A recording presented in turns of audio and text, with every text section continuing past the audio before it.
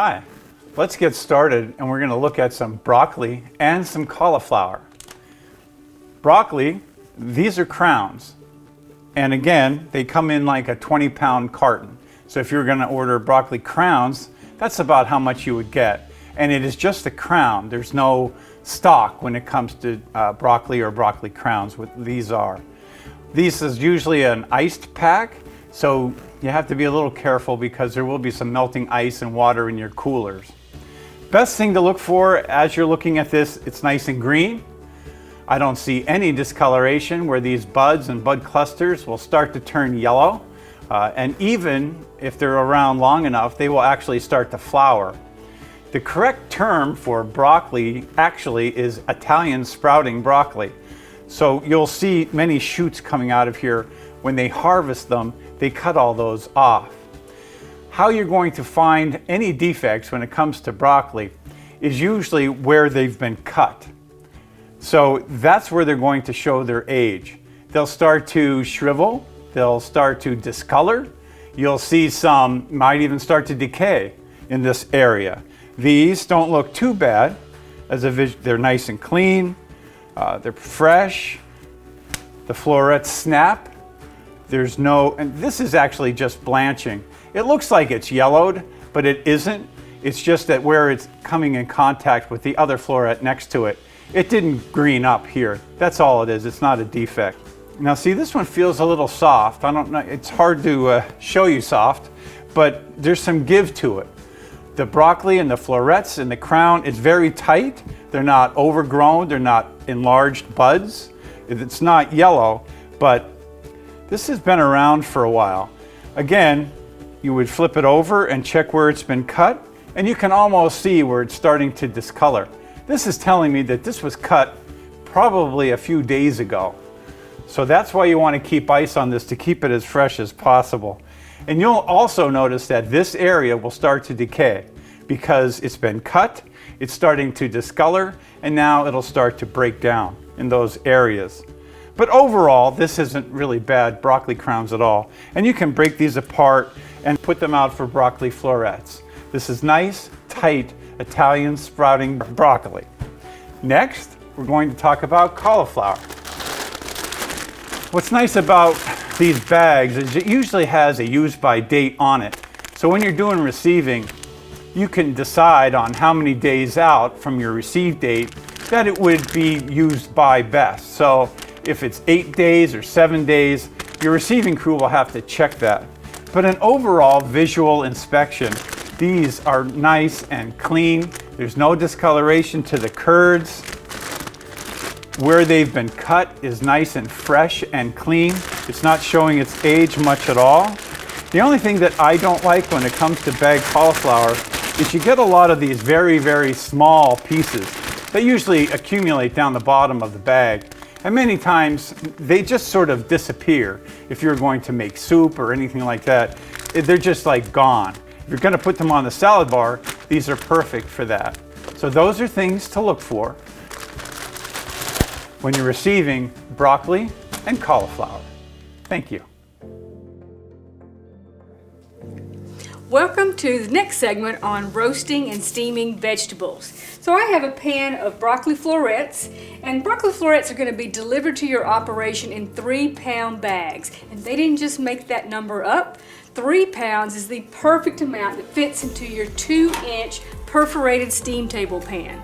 So you're going to have this steam, it's going to go all around the broccoli, it's going to cook it perfectly. Now I do have a solid pan here, so as you put the perforated steam table pan in, you're going to put the solid pan in underneath as a catch pan, but it's also going to heat up. So when you pull out your broccoli, when it's steamed just perfectly, you will be able to transfer your perfectly cooked broccoli into the service pan. Isn't that fantastic? Now notice I said steamed perfectly. Okay, we don't want to overcook your broccoli. You want to cook it till it's al dente and still crunchy, but it has a really vibrant green color, but that the flowers, these are all little flowers up here connected to the stem. And if they are overcooked, then your flowers, your florets, are going to fall off of the stem. So we want to cook it perfectly so that it's nice and beautiful for your students. I have a piece here to show you.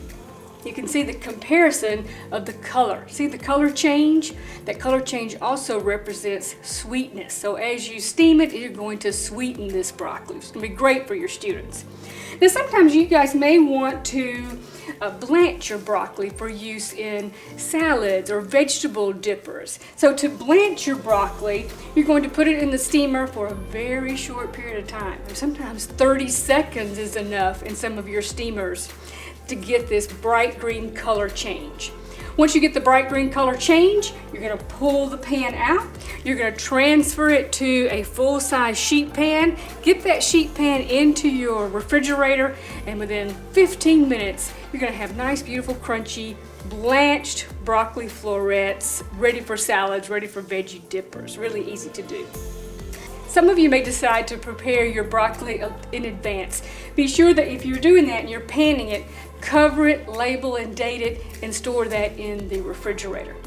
So that's it for steaming. Now let's move on to your roasting. So I have cauliflower here in my mixing bowl.